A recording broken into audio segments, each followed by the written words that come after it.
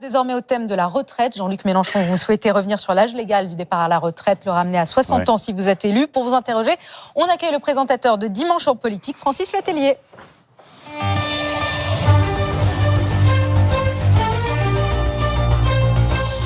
Bonsoir Francis. Bonsoir Léa, bonsoir Jean-Luc Mélenchon. Emmanuel Macron n'a pas réussi à faire aboutir sa réforme des retraites dans ce quinquennat, mais il l'a... Non, et puis j'y suis pour quelque chose, donc je suis assez content. Mais il l'a promis, s'il est réélu, il passera à la retraite à 65 ans. Vous le savez, vous êtes archi contre.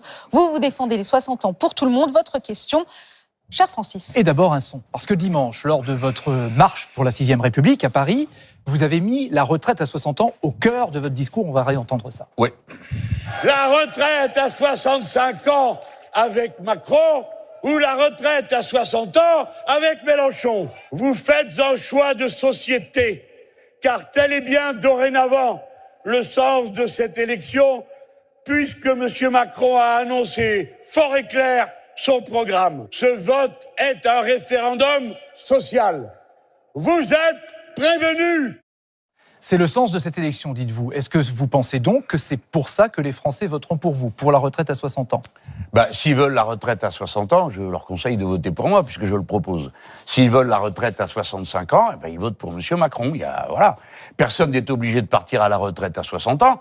Mais si on veut partir à la retraite à 60 ans, il n'y a pas d'autre solution que de voter pour moi. Vous pensez que dans le contexte actuel, c'est central, ce sujet ? On parlait tout à l'heure de la guerre en Ukraine, on parlait des prix du carburant, des choses comme ça. Vous pensez que c'est central ? Oui, c'est la vie des gens. Hein. Pour quelqu'un qui a 59 ans, là, c'est vachement central comme affaire. Parce que dans un an, est-ce qu'il part à la retraite ou pas ? Et pour celui qui a 62 ans et qui tirait la langue et qui se dit c'est bientôt fini, c'est drôlement central pour lui. Parce qu'il s'agit de rester 3 ans de plus. La vie et le social a un effet purificateur. Enfin, on parle de choses qu'on maîtrise. Parce que même quand on parle de la guerre, aucun d'entre nous ne maîtrise, n'a toutes les informations qui lui permettent de prendre des décisions. Et c'est bien qu'on en parle tous. Mais la décision est ramenée à une personne, c'est comme ça le système. Tandis que là, on parle de notre vie, la vie de tous les jours. Justement. Alors, si vous voulez partir à la retraite à 60 ans, il faut voter pour moi, ça c'est simple. Parce que votre idée, c'est de dire il faut vivre plus longtemps en bonne santé. Ouais. C'est ce que vous dites. Sauf que les Français se disent, est-ce que c'est tenable dans le temps ? Parce que si on part à la retraite à 60 ans, il va y avoir de plus en plus de retraités dans quelques années. Est-ce que c'est tenable ? Oui. C'est finançable. Mais bien sûr que c'est tenable. Alors, il y a 1000 manières de le démontrer financièrement. Et d'abord, on peut se poser la question, est-ce que le contraire est tenable ? C'est-à-dire quand vous allez commencer à avoir des gens qui travaillent dans les EHPAD, qui ont le même âge que les gens qui s'y trouvent et qui y sont accueillis. Est-ce que vous croyez que c'est tenable de repousser sans arrêt l'âge de la retraite ? Parce que ça augmente d'autres coûts. Ça augmente les coûts du chômage, ça augmente les coûts de la dépense maladie, parce que ça rend malade. Je vous pose carrément la question, est-ce que c'est tenable, le système des retraites, avec de plus en plus de retraités, financièrement ? Oui, bien sûr. C'est financé ? Oui, bien sûr, c'est financé, absolument. Comme on a fait après 81. Combien il y a de déficit aujourd'hui ? 3 milliards. Bon. Je vais vous montrer pourquoi c'est une décision idéologique de la part de M. Macron. M. Macron a dit, je vais faire le plein emploi, vous l'avez tous entendu. Alors, je prends le plein emploi au sens libéral du terme, 5%. Parce qu'ils estiment que 5% de chômage, au-delà, si on descend trop, ça va faire de l'inflation parce que les gens vont voir leur salaire augmenter. S'ils croyaient à ce qu'il dit, ça veut dire que ça créerait 800 000 emplois de plus à la fin du mandat. 800 000 égale 6 milliards de cotisations, 2 fois le déficit actuel. Donc pourquoi changer un système alors que, d'après ses propres affirmations, la caisse serait en équilibre ? En ce qui me concerne, bien sûr qu'il y a des conditions pour passer à la retraite à 60 ans, pour financer. Mais bon, on finance. Il faut déjà 40 ans de cotisation. Ah, évidemment. Voilà. 40 ans de cotisation, vous partez à taux plein. Maintenant, supposons, écoutez, si vous avez une carrière complète, même si c'est pas le niveau que vous devriez atteindre, vous aurez tous 1 400 €, c'est-à-dire le SMIC. Pourquoi ? Parce que la retraite, c'est un salaire différé. Ce n'est pas un cadeau, une faveur que fait l'État. Vous cotisez pour ceux qui sont à la retraite l'année où ils partent à la retraite. Et donc, puisque le système de base, c'est le travail, alors on donne à quelqu'un ce qu'on donne au minimum quand on travaille. Avant de passer à la suite, si Emmanuel Macron est réélu, lui, il dit 65 ans. Il a le droit. Tout à fait. Dans ce cas, vous seriez dans l'opposition. Qu'est-ce que vous faites ? Vous appelez les Français à descendre dans la rue ? Ce serait le 3e tour social ? Moi, je me mêle pas de vous dire ce que je ferai dans une hypothèse qui ne me convient pas. C'est-à-dire où j'aurais perdu. Non, mais écoutez, chacun son tempérament. Bien sûr. Moi, quand je suis dans une bataille, je suis pas en train de m'imaginer que c'est la déroute et tout ça. Non, je vais gagner. Dans ces cas-là, on va la poser différemment. Si jamais il fait la réforme à 65 ans, s'il est réélu, vous pensez qu'il y aura un grand soir social? Alors, que ce sera le retour de... Vous savez, ça n'a jamais existé. J'entends bien, mais en tout cas, le retour des grèves et des blocages? Évidemment. Et d'ailleurs, aujourd'hui, je viens de faire ma petite tournée. Et ils m'ont dit, les dirigeants syndicaux, ils m'ont dit, écoute, tu dis ce que tu veux comme dirigeant politique, mais nous, on préfère te dire une chose, c'est que si par hasard ils gagnent, pour nous, ça s'imposera pas.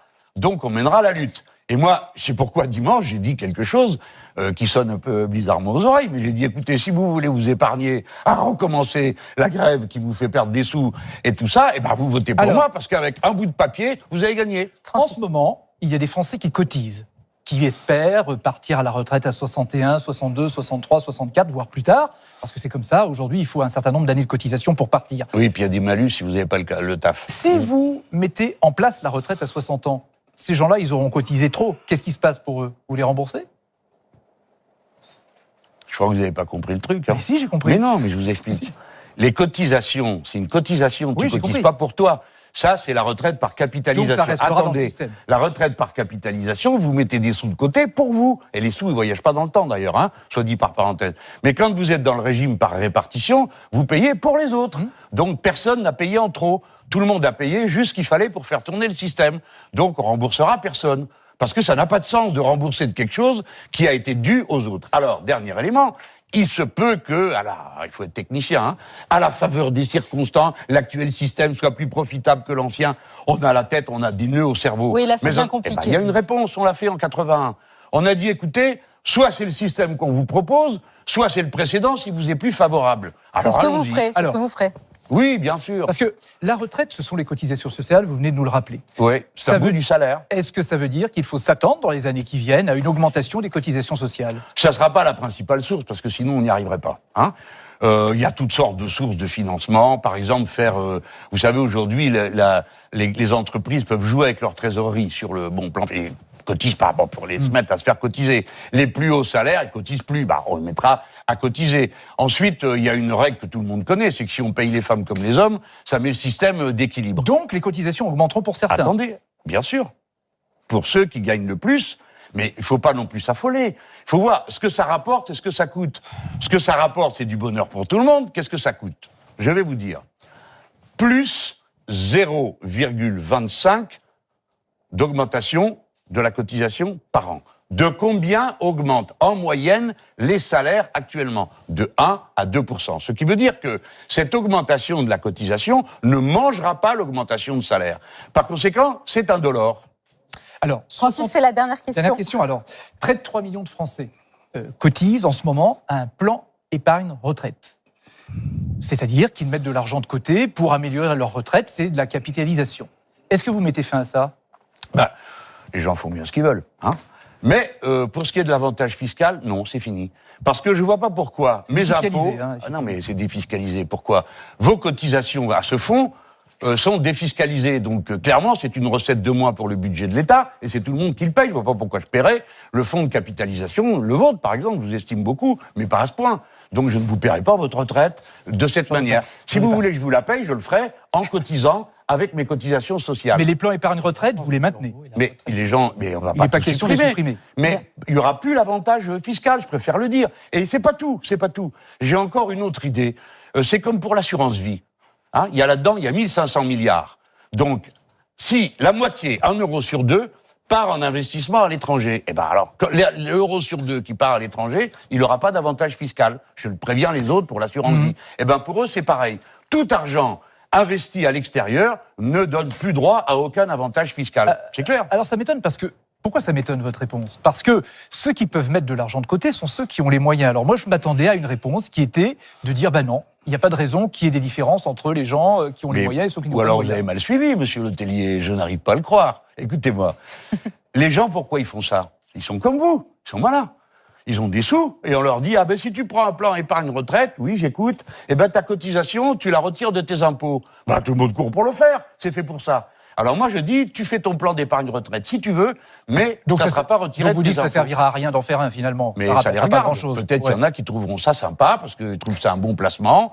Bon, voilà. On Mais moi, en tout retiendra cas, que c'est Jean-Luc fini. Mélenchon ne payera pas votre retraite. Absolument, Francis Letellier, c'est ce que je retiens. je le paye, j'appelle à la votre cotisation. aussi. C'est ce que je Sauf retiens. par la Madame cotisation, Salamé. si j'ai compris. Ne dites pas ça, vous allez faire de moi un radin, c'est pas le cas. Je cotise pour vous aussi. Ah bah c'est gentil. Allez, Laurent Guigné. Oui. Non, mais je retiens C'est donc naturel, que hein. Monsieur Mélenchon s'occupe des congés de Maryse Burgot et de la retraite de Francis Letellier. Voilà. Voilà. La soirée commence bien. On est Vous bien. avez peut-être une question? Oui, on a passé au banc d'essai trois des propositions et des choses que vous avez évoquées, j'allais dire du réalisme supposé ou ressenti par les téléspectateurs de ce que vous proposez. Je l'entends très mal, cher monsieur. Première chose, faut-il aligner les pensions de retraite minimum au niveau du SMIC? Réaliste, pas réaliste? Les téléspectateurs pensent que oui, à 65%. 2 téléspectateurs sur 3 pensent que c'est une proposition réaliste. La seconde, faut-il indexer les retraites sur l'augmentation des salaires? Là aussi, les téléspectateurs jugent réaliste votre proposition. En revanche, il y a un clivage sur la retraite à 60 ans où là, c'est très partagé. Il y a une petite majorité des téléspectateurs qui ne jugent pas réaliste le retour à la retraite à 60 ans. Oui, mais il y en a 71% qui sont pour. Et pourquoi ils disent ça, les gens? Parce qu'ils sont raisonnables. Et on n'arrête pas de leur dire « Oh là là, mon Dieu, ça va vider la caisse, ça va ruiner ». C'est pas ce qu'on leur dit. On leur dit, regardez, nos voisins, en Allemagne, en Italie, en Espagne, c'est 65 ans, 67 ans. Et puis, c'est la loi naturelle des choses. On vit plus âgé, donc on travaille plus longtemps. Pardon, Madame Salamé, je Est-ce suis que c'est obligé pas de vous réaliste, démentir, ça mais vraiment, j'avais pas envie. Hein. Mais je suis obligé de J'en vous suis démentir. sûre. Sur 2 points. Le premier, c'est que on vit plus longtemps parce qu'on travaille moins longtemps. Et partout où on travaille plus longtemps, on vit moins longtemps. Voilà, ça c'est une règle. Deuxième point, vous dites tous les autres augmentent. Pardon, mais non. Il y a 10 pays dans lesquels c'est des retraites par points. Il n'y a donc pas d'âge légal pour partir. On vous dit, c'est vous qui estimez la chose. D'autre part, dans la plupart des pays dont on parle, la retraite compense quasi rien du salaire. En Allemagne, c'est 43%. En Angleterre, c'est 23%. Nous, en France, c'est 75%. On peut donc pas comparer nos régimes de retraite à eux et à nous. Hein. Donc le nôtre, il est pas mal, on en est content et il va bien fonctionner.